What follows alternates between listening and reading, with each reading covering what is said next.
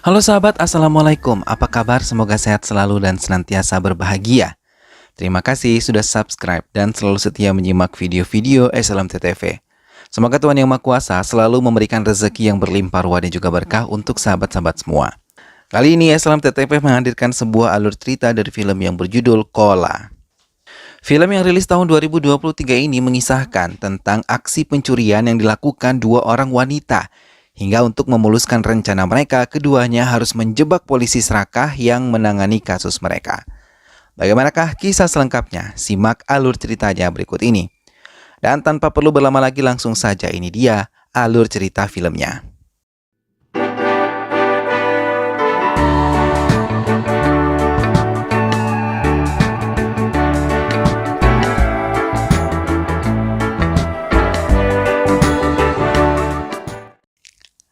Ani dan Silpa baru saja mendapatkan tempat baru untuk bisnis baru mereka.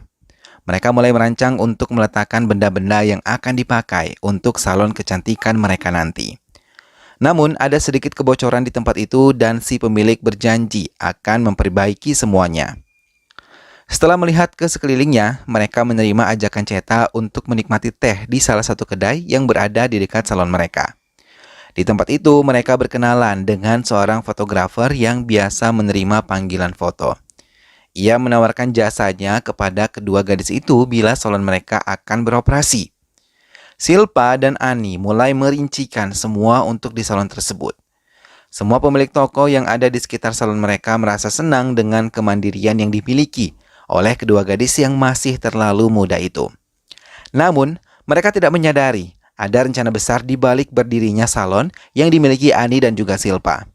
Karena kekurangan dana, keduanya mengajukan pinjaman ke salah satu bank yang ada di kota tersebut. Setelah persyaratannya dipenuhi, keduanya berhasil mendapatkan uang yang mereka butuhkan. Minggu tanggal 8. Semua hampir sempurna untuk pembangunan salon Ani dan Silpa. Semua undangan sudah disebar oleh Silpa dan Ani untuk beberapa orang yang mereka kenal. Mereka juga menyebarkan selebaran untuk semua pengunjung kedai teh agar bisa meramaikan salon mereka. Minggu tanggal 22, Silva dan Ani menyiapkan diri untuk pembukaan salon mereka. Setelah mempercantik diri, keduanya pergi ke salon untuk bisa melakukan rencana besar mereka selain membuka salon kecantikan itu. Bersama Stephen, salah satu rekannya, mereka membawa semua perlengkapan yang dibutuhkan. Mengenakan baju khusus dan peralatan yang sudah disiapkan sebelumnya, mereka memulai aksi mereka.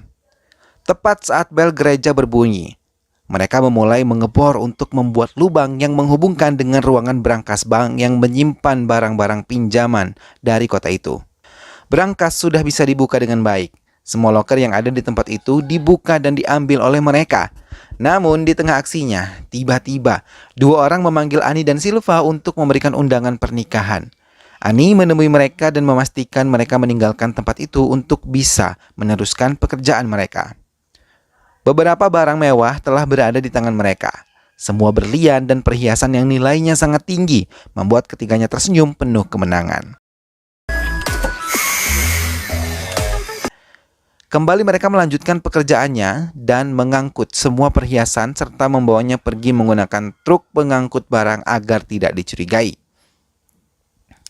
Truk tersebut tiba di kediaman mereka yang langsung disambut oleh mereka. Di rumah itu, mereka merasa sangat senang rencana mereka berjalan dengan sempurna. Mereka pun memeriksa setiap emas yang ada. Setelah semua berhasil dibungkus, mereka pergi meninggalkan tempat itu membawa hasil jarahan mereka. Keesokan harinya, polisi mulai datang setelah manajer melaporkan semuanya kepada pihak kepolisian. Salon Ani dan Silpa pun diperiksa karena lubang dari ruang brankas tersebut menghubungkan ke salon mereka. Polisi melaporkan pada Faruk, inspektur yang menangani perampokan itu, mengatakan tidak ditemukan sidik jari si pelaku. Mereka sangat mencurigai kalau perampokan ini dilakukan secara berencana dan sangat detail. Ani dan Silpa datang ke tempat itu untuk tidak membuat kecurigaan pada pihak polisi. Setelah pemeriksaan, mereka merasa sangat senang karena semua rencana mereka berhasil. Sebelumnya, merekalah yang telah merusak gembok pada rolling door ruko mereka.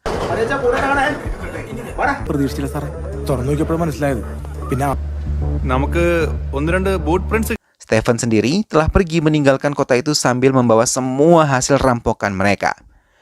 Namun di tengah perjalanan yang melewati hutan rimbun, Stephen diperhatikan oleh seorang pria dari kejauhan. Stephen yang telah tiba di rumah lama langsung membuka pintunya dan meletakkan semua barang rampokannya di tempat persembunyian mereka. Stephen kembali meninggalkan tempat itu dan menyembunyikan kunci rumah tersebut di tempat biasa. Laki-laki yang sejak tadi memperhatikan Stephen mendatangi rumah itu dan melihat ke sekelilingnya.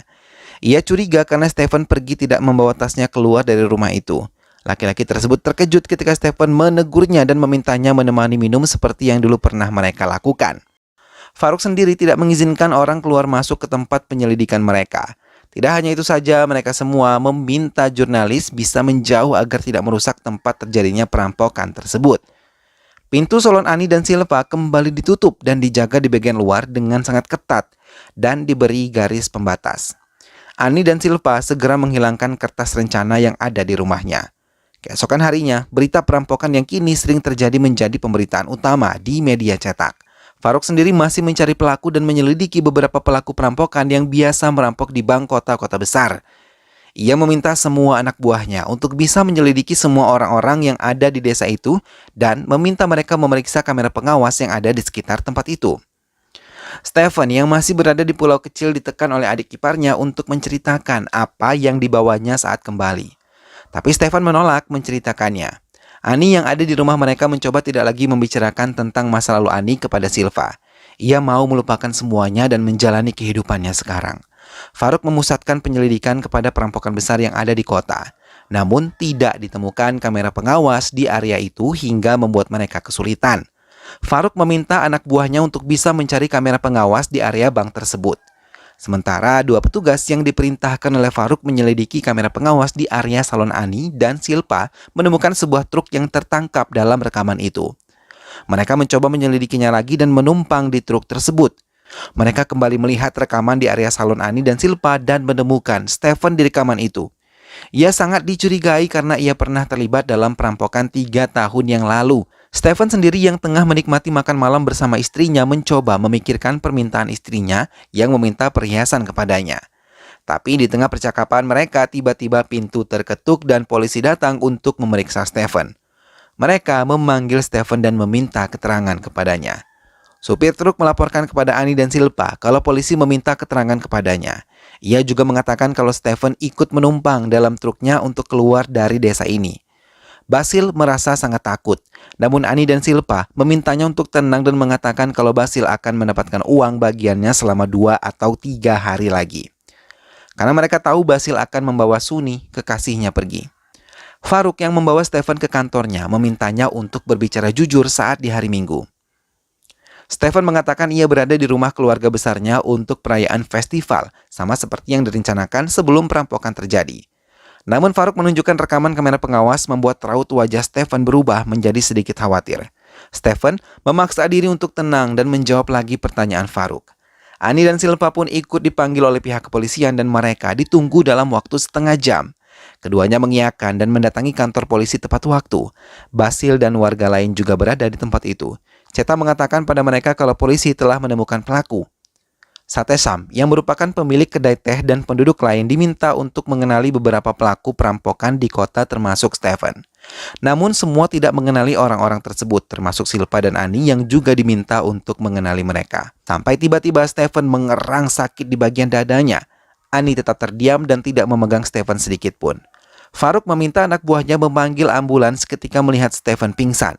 Pemeriksaan batal dilanjutkan karena sebagian polisi pergi ke rumah sakit untuk bisa melihat keadaan Stephen. Farouk terkejut ketika ia tahu Stephen meninggal terkena serangan jantung. Namun ia tidak mau menghentikan pemeriksaan kepada Stephen. Ia meminta salah satu anak buahnya untuk memeriksa ponsel Stephen dan riwayatnya. Di rumahnya, Ani merasa menyesal karena mengajak ayahnya untuk melakukan pekerjaan yang terlalu berisiko. Seharusnya ia bisa membuat tenang ayahnya dan menyesal karena kini ayahnya telah meninggal dunia. Adik ipar Stephen yang masih ingin tahu rahasia besar Stephen meminta adik perempuannya untuk bisa memberikannya uang dan mengizinkannya kembali ke pulau untuk bisa memeriksa tempat yang pernah dikunjungi oleh Stephen. Ani yang sedih kehilangan ayahnya mencoba mendatangi pulau seorang diri. Ia bersama adik ipar Stephen berada di kapal yang sama. Ani langsung mendatangi rumah lama mereka dan menatap ke sekeliling tempat itu untuk memastikan keamanannya. Setelah merasa aman, ia bergegas memasuki tempat itu. Namun ia terkejut karena semua hasil curiannya telah hilang. Dari dalam tempat itu, Ani melihat adik ipar Stefan mencoba masuk. Namun sama seperti Ani, ia tidak menemukan apapun. Ani sengaja keluar lebih dulu dari tempat itu sambil mendengarkan apa yang dilakukan pria itu di dalam. Setelah merasa aman, Ani segera pergi dari tempat itu, namun laki-laki itu mencoba mengejarnya.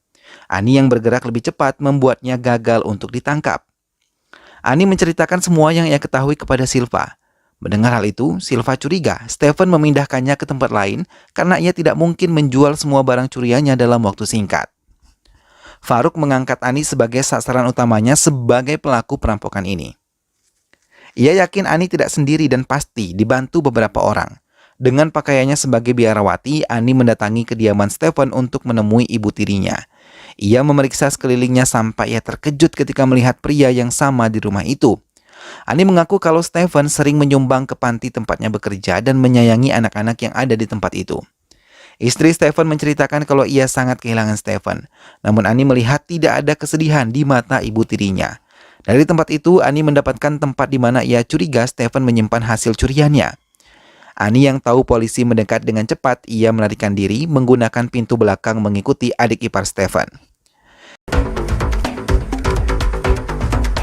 Istri Stefan menyambut kedatangan polisi dengan sedikit takut dan mengizinkan mereka untuk memeriksa semua ruangan yang ada di rumahnya. Namun Faruk dan anak buahnya tidak menemukan petunjuk apapun.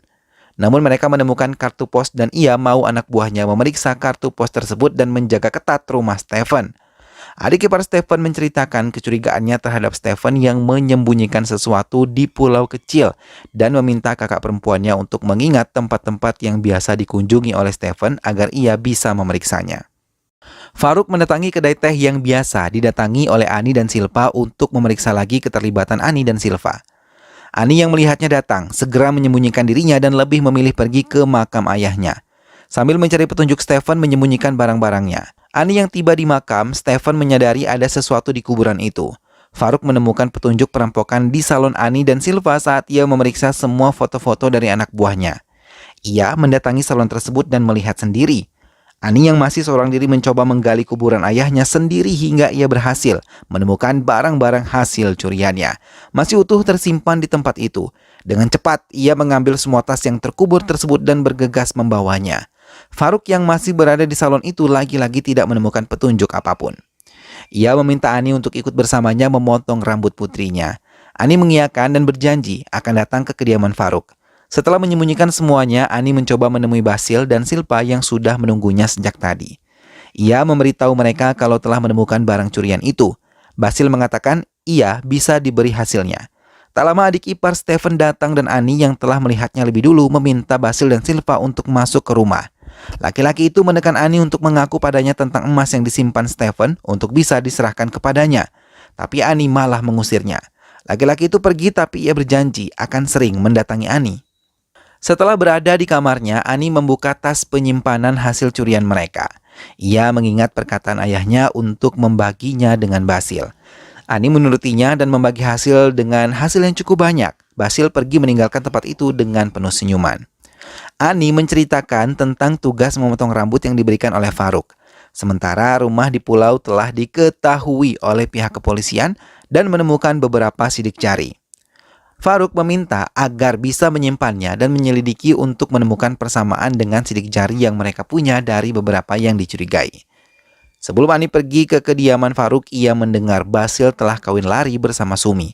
Ani dan Silva yang tahu tentang itu hanya tersenyum dan memilih tidak mendengarkan lebih lanjut. Ia memilih untuk mendatangi kediaman Faruk dan melakukan tugasnya. Ani menyiapkan semua barang-barangnya untuk memotong rambut putri Faruk. Sambil bekerja, Faruk terus menanyakan tentang perampokan yang terjadi di salon mereka. Ani mencoba tetap tenang dan tidak terpengaruh jebakan yang dibuat oleh Faruk. Ani memilih langsung pergi dari tempat itu. Namun Faruk terus mencecarnya dan mengatakan kalau perampokan itu terjadi di siang hari dan ia tahu Ani dan timnya lah yang telah melakukannya. Faruk tanpa malu meminta bagian pada Ani dan berjanji untuk menutup kasus ini. Ia juga meminta Ani untuk datang menemuinya di jam 12 siang untuk menyerahkan bagian untuknya. Ani tidak mengatakan apapun dan meninggalkan tempat tersebut. Basil yang berhasil ditemukan dan menekannya untuk mengakuinya, hingga Farouk mengambil keputusan kalau Stephen lah yang melakukannya sebelum menutup kasus ini. Karena ia telah menerima bagiannya dari Ani dan Silva, sampai meminta mereka meletakkan bagiannya di rumah pulau. Ani dan Silva merasa kesal ketika mereka sudah memberikan bagian pada Farouk, polisi masih datang untuk meminta mereka mendatangi kantor polisi memberikan keterangan. Di kantor polisi mereka melihat Basil ditahan dan datang bersama Farouk. Di hadapan warga, Farouk meminta Basil untuk berbicara tentang perampokan yang terjadi di bank yang ia lakukan bersama Stephen. Farouk mengakui perampokan terjadi di siang hari dan Stephen tidak melakukannya sendiri melainkan bersama timnya. Dan saat ia mau menyebutkan Ani dan Silva sebagai pelakunya, ia tidak lagi melihat keduanya. Karena mereka telah melarikan diri terlebih dahulu. Semua petugas mencoba mengejar mereka dan menyebarkan pasukan untuk bisa menangkap mereka lebih cepat. Kedua wanita itu memasuki sungai untuk bisa menghindari kejaran petugas dan kembali ke hutan ketika melihat petugas masuk ke sungai untuk menangkapnya. Namun Silva terjatuh dan membuat Ani terpaksa meninggalkannya. Silva diperiksa lagi di kantor polisi bersama Farouk. Ia nampak ketakutan ketika melihat Farouk karena ia tahu Farouk licik. Sampai menangis, ia menjawab semua pertanyaan yang diberikan oleh Farouk dan mengatakan kalau Ani pergi ke Pala. Sementara Ani sendiri mengubah penampilannya. Semua petugas mendatangi terminal dan memeriksa bus yang ada di tempat itu dan berhasil menemukan Ani bersama barang buktinya.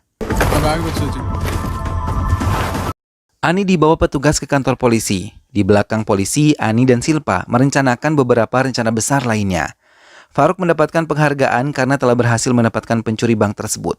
Silva dan Ani dipindahkan ke penjara lain sambil menatap tajam kepada Farouk.